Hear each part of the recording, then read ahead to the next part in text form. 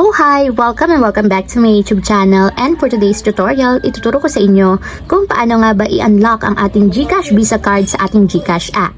But first, kindly subscribe to my channel and don't forget to hit the subscribe button and the bell to notify you for my new updates. And if you want to learn more, just keep on watching and let's start. So ayan guys, for today's video, i-open lang natin ang ating GCash account or yung ating GCash app. And login lang natin guys yung ating account.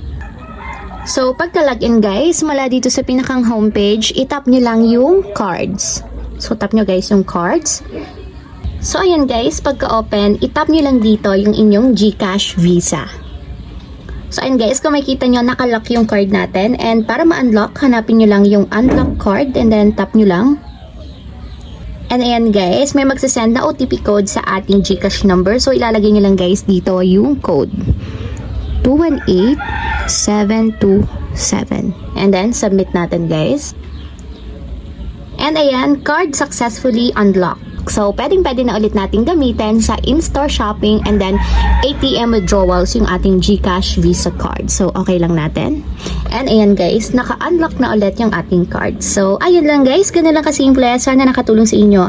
If you have a question, kindly comment down below and don't forget to hit the subscribe button and the bell to notify you for my new updates.